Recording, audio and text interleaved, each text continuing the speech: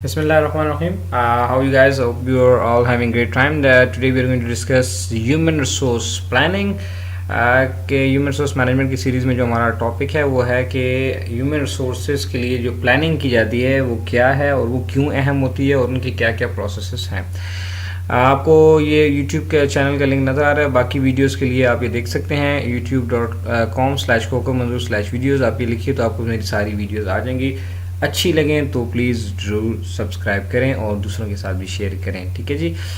So let's see what is human resource planning. Human resource planning is the process of determining an organization resources need और human resource need. इसमें हम क्या करते हैं कि इसमें हम ये देखते हैं कि ह्यूमन रिसोर्स की जो ऑर्गेनाइजेशन की जो नीड है ह्यूमन रिसोर्सेज की वो कितनी है, यानी कब कब हमें कितने लोग चाहिए होंगे, किस किस कैपेबिलिटी के, किस किस पोजीशंस के लिए। Deciding what positions the firm will have to fill and how to fill, और उन्हें कैसे हमें फिल करना है, ठीक है। It ensures appropriate human resources are available to meet the requirement for achieving. देखिए, ऑर्गेनाइजेशन ने जब ऑपरेशन करना है तो ऑब्वियस सी बात है लोगों के बगैर तो वो नहीं अचीव कर सकती। बेशक जितनी मर्जी है टेक्नोलॉजी और आ जाए और जितना मर्जी आप स्ट्रक्चर बना लें, but you must have the right number of people with the right qualifications so that they can use that technology to get all the organization goals achieved.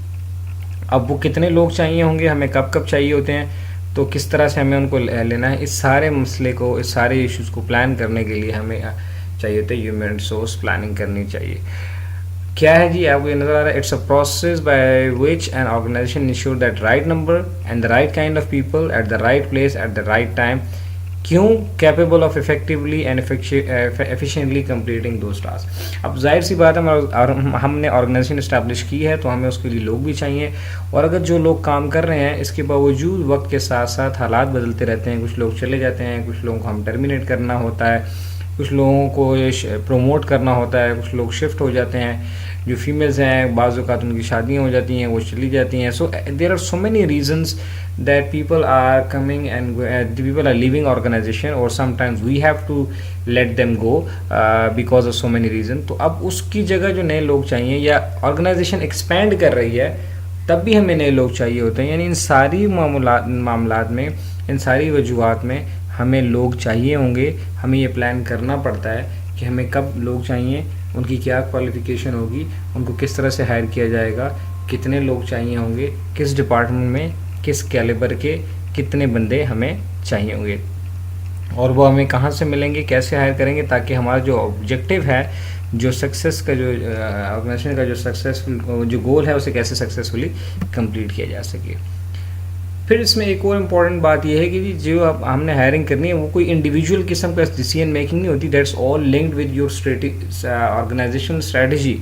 जो ऑर्गेनाइजेशन की स्ट्रैटेजी है, जो ऑर्गेनाइजेशन का जो हमने design किया हुआ है गोल, उसको अचीव करने के लिए हमें उस तरह के ही लोग चाहिए होते हैं। तो इसको सारा ये एवरीथिंग इज़ लिंक्ड। एचआर वाले अपने आप से कोई फैसले नहीं कर लेते कि हम मेरे ख्याल में ऐसे करते हैं 10 बंदे और ले लेते हैं। It's not like that, right. देखें, और हर ऑर्गेनाइजेशन का एक मिशन होता है, it's a purpose of existence कि why we are doing that business. फिर उस मिशन के तहत हमने कुछ गोल्स एंड ऑब्जेक्टिव सेट किए होते हैं कि हम इस साल ये अचीव करेंगे, 6 माह में ये कर लेंगे, साल में 2 साल में ये अचीव कर लेंगे। उसको अचीव करने के लिए कुछ स्ट्रैटेजी बनी हुई होगी कि जी ये स्ट्रैटेजीज़ होंगी, हम इस तरह से एक्वायरिंग करेंगे, एसेट्स लेंगे, इतनी मशीनरी होगी, इस तरह से सारा वो जो पूरे जो मेगा स्ट्रैटेजी बनी है, फाइनेंशियल स्ट्रैटेजीज़ बनी हुई होंगी या ऑर्गेनाइजेशन स्ट्रैटेजीज़ बनी होती हैं। फिर उस स्ट्रैटेजीज़ को इम्प्लीमेंट करने के लिए कोई स्ट्रक्चर बना होगा, कोई हायरार्की होगी। उस हायरार्की को फिर फिल करने के लिए हमें उसी तरह के लोग चाहिए होंगे। तो फिर हम ये कहते हैं जी, matching the skills, knowledge and abilities to require that job. ऐसा नहीं है कि हम ये समझें कि यार मेरे ख्याल में 5 इंजीनियर और रख लेते हैं, या मेरे ख्याल में 2 फाइनेंस के बंदे ले आते हैं। नहीं, ऐसा नहीं है। हमने ये देखना है कि हमें किस तरह के लोग चाहिए होंगे। जब कॉस्ट इफेक्टिव की तरफ जाना होगा तो हम कॉस्ट को देख के लोग हायर करेंगे। हमें जब स्पेशलाइजेशन और इन्वेंशंस की तरफ जाना है तो फिर हमें इस तरह के एक्सपर्ट लोग चाहिए होते हैं। So whatever the objective of the organization is, whatever the strategy they have already design, उसी स्ट्रैटेजी से लिंक्ड किस्म की एचआर वालों की भी प्लानिंग होती है, उसी तरह के लोग हायर किए जाते हैं। इसके लिए हमारे पास एक और चीज़ होती है जिसे हम कहते हैं ह्यूमन रिसोर्स इंफॉर्मेशन सिस्टम। इस इंफॉर्मेशन सिस्टम का क्या मतलब है? इसका मतलब कि हमें लोगों के मुतालिक जितनी इन्फॉर्मेशन है वो हमारे पास मौजूद हो। इनसाइड द ऑर्गेनाइजेशन और जो आउटसाइड द ऑर्गेनाइजेशन भी है उसके बारे में भी हमारे पास इंफॉर्मेशन होनी चाहिए। इसको HRIS भी कहते हैं, इसको ह्यूमन रिसोर्स मैनेजमेंट सिस्टम भी कहते हैं। ये बेसिकली MIS के ही साथ लिंक्ड एक चीज़ है मैनेजमेंट इंफॉर्मेशन सिस्टम के साथ। क्या क्या इन्फॉर्मेशन हमारे पास होती है जी, इनके बारे में हमें पता हो कि जी लोग कितने हैं, उनकी एज क्या है, जेंडर क्या है, कितने डिपेंडेंट हैं, उनके मैरिटल स्टेटस क्या है, किस किस क्वालिफिकेशन के बंदे हैं, कितनी सर्टिफिकेशन की हुई है इन्होंने, एबिलिटी क्या है, कौन कौन सी स्किल्स हैं, इससे पहले कहाँ कहाँ पे काम कर चुके हैं, ये सारी membership achievements, preferences and interest क्या है इनकी, और कैपेसिटी फॉर ग्रोथ यानी कितनी पोटेंशियल है इनके अंदर। तो ये जब सारा डेटा होता है, अब देखिए डाटा बेसिस होते हैं हमारे पास, उसके अंदर जब आप हम एम्प्लॉय के सारा डेटा फिल कर देते हैं, so system then can simply tell us, और वो हमारे लिए सॉर्टिंग भी आसानी हो जाती है। फॉर एग्जांपल हमारे पास 10,000 एम्प्लॉयज़ हैं या 3,000 या जितने भी हैं, तो हम चाह रहे हैं यार हमें ऐसा बंदा चाहिए जिसकी इसकी लेट सपोज उसने MBA किया हुआ for example, so we can simply filter the entire database, तो उसमें MBA जितने हैं वो निकल आएंगे। फिर हम कहते हैं यार MBA प्लस 5 ईयर प्लस हैं वो आ जाए। तो ये आपको इनसाइड द ऑर्गेनाइजेशन भी डाटा हेल्प करता है, और बाहर जो मार्केट के अंदर जो लोग हैं उनका भी डाटा आपको मार्केट से परचेज कर सकते हैं। मुख्तलिफ एजेंसीज होती हैं जहाँ से आपको ये डाटा मिल सकता है। So the more the you have the information, इतनी आसानी से आपको रिक्वायर्ड बंदा फिर मिल जाएगा, क्योंकि हमें इतनी क्वालिफिकेशन का, इतने एक्सपीरियंस का, इतने जॉब हिस्ट्री के साथ, ये प्रेफरेंसेस और ये स्किल्स के साथ हमें बंदा चाहिए। तो you can simply approach to that, target करना आसान हो जाता है। फिर एक और चीज़ है जिसको हम कहते हैं replacement chart, personal replacement chart. Personal replacement का मतलब है कुछ लोग, और देखिए वक्त के साथ साथ जब ऑर्गेनाइजेशन रन कर रही है तो क्या होता है, कुछ लोग तरक्की करके प्रोमोट हो जाते हैं, कुछ लोगों को दूसरी ब्रांचेस में भेज दिया जाता है, कुछ लोगों को हेड ऑफिस ट्रांसफ़र कर दिया जाता है, और कुछ लोग वैसे ही चले जाते हैं। So we need to know कि अगर ये वाला बंदा जाएगा तो इसको रिप्लेसमेंट के लिए हमारे पास कौन सा बंदा है। इसको सक्सेशन प्लानिंग भी कहते हैं, who will succeed the first one, right. ये बड़ा इंपॉर्टेंट होता है कि हमारे पास ये इन्फॉर्मेशन होनी चाहिए कि लेट्स सपोज अगर फाइनेंस मैनेजर है तो उसके नीचे कितने फाइनेंस ऑफिसर हैं और वो उनकी क्या क्या लेबर है, उनकी सेटिस्फैक्ट्री परफॉर्मेंस है या नहीं है, तो ताकि जब फाइनेंस ऑफिसर जाएगा तो हम उसको उसकी जगह पे रिप्लेस कर लें। Succession planning what it does, ensuring that another individual is ready to move into the position of higher responsibility, यानी जो पोजीशन सीनियर लेवल पे है उसके नीचे जो जूनियर काम कर रहे हैं उनमें से कितने लोग हैं जो इस सीनियर वाले को रिप्लेस कर सकते हैं, क्योंकि हमें कभी भी किसी भी वक्त इसकी ज़रूरत पड़ सकती है। लेट सपोज कोई किसी की ट्रांसफ़र हो गई, किसी की सडन डेथ हो जाती है, यूनिवर्सिटी का कोई वाइस चांसलर है, प्रेसिडेंट है, CEO है किसी कंपनी का, या कोई कंपनी का MD है, GM है, इस लेवल के ऊपर जो सीनियर लोग बैठे हुए हैं उनमें से कोई जाता है तो फिर उसके लिए who is going to replace that person, या वो किसी जैसे रिज़ाइन कर देता है। एक इवेंट हुआ था पिछले कुछ साल पहले कि एक एयरप्लेन में 30 लोग थे जिसके अंदर एक डिफरेंट कंपनीज के एग्जीक्यूटिव थे और मिनिस्टर भी था, वो प्लेन क्रैश कर गया। तो अब वो जिन कंपनीज के CEOs एक ही झटके में वो प्लेन क्रैश का जो है वो उस हादसे की नज़र हो गए। अब जिन कंपनी ने सक्सेशन प्लानिंग की हुई थी उन्होंने फ़ौरन नेक्स्ट बंदे को वहाँ पे बिठा दिया, क्योंकि he was trend, he was already has all the capacities and capabilities, जबकि बाकी ऑर्गेनाइजेशन के लिए बड़ा प्रॉब्लम हो गया था। अब ये देखें एक एग्जांपल है, एग्जीक्यूटिव पोजीशन है, पोजीशन क्या है जी, और फिर इसका रिप्लेसमेंट पार्ट देखिए। पोजीशन है जी, लेट्स बंदे का नाम है डैनियल बीलर, और ये है जी डिविजनल सेल्स मैनेजर है, और इसकी परफॉर्मेंस आउटस्टैंडिंग है और ये रेडी है आगे प्रमोट होने के लिए। अब डैनियल बीलर जो है और ये डिविजनल सेल्स मैनेजर है, इसके नीचे 3 बंदे काम कर रहे हैं जो कि सेल्स मैनेजर हैं, एक शेरोन है, एक जॉर्ज है, एक हैरी है। तो अब इन तीनों को हमने पूरा सक्सेशन चार्ट बनाया हुआ है। तो जो शेरोन है इसकी परफॉर्मेंस आउटस्टैंडिंग है, he is exactly ready to move, अगर जैसे ही डैनियल यह प्रमोट होगा तो ये बंदा उसके लिए तैयार है। दूसरे नंबर पे जॉर्ज है, उसकी परफॉर्मेंस भी बड़ी अच्छी आउटस्टैंडिंग है, थोड़ी सी उसको अगर हम ट्रेनिंग दे दें वो भी इसको कर सकता है इस पोजीशन पे।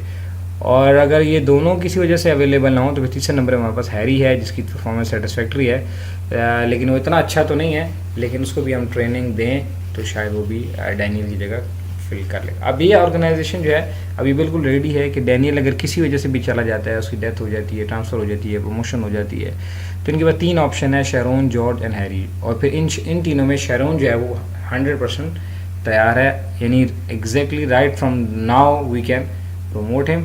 बाकी 2 बंदे जो हैं उनको थोड़ी सी ट्रेनिंग देकर किया जा सकता है. So this is how succession planning is done.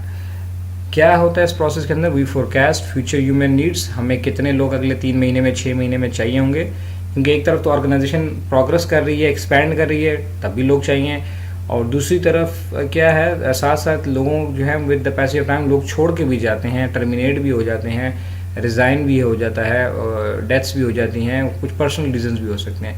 तो हमें ये देखना है कि अगले महीने में, 3 महीने में, 6 माह में, साल में हमें कितने लोग चाहिए होंगे. Then projected future human resource supply. इनमें से कितने लोग हैं जो हमारे पास ऑलरेडी मौजूद हैं, जो कि इन पोजीशंस को फिल कर सकते हैं, की पोजीशंस को, या हम उन्हें कहीं और से कहीं हायर कर सकते हैं. कैसे करेंगे? कंपेयर करेंगे forecast need and projected supply. जो हमारी नीड्स हैं और सप्लाई में कोई गैप है, if yes then plan the policies and programs to meet the human resource need.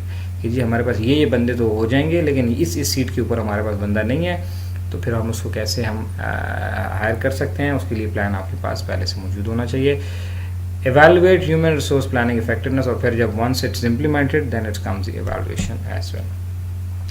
Problems क्या क्या आती हैं? ये प्रॉब्लम्स ये आती हैं कि ऑब्वियसली ह्यूमन रिसोर्स जो है वो रेजिस्ट करता है एम्प्लॉयर के, इस पर टाइम कंज्यूमिंग है, इसमें पैसा लगता है, तो वो कहते हैं यार बस ठीक है, जब होगा हम तब देखी जाए. जैसे हमारे यहाँ कहते हैं यार देख लेंगे, यार हो जाएगा, देख लेंगे, जब वक्त आएगा देखेंगे. इसी तरह रेजिस्टेंस बाय एम्प्लॉई है, एम्प्लॉई भी रेजिस्ट कर जाते हैं बाज़ औक़ात. वो कहते हैं यार क्या कहते हैं, हमारा प्रमोशन होती नहीं है, और कभी इसके लिए तैयार रखा है, कभी उसके लिए कहते हैं तैयार रहें, और प्रमोट अपने ही बंदे को करते हैं, तो वो समटाइम्स पीपल आल्सो रेजिस्ट.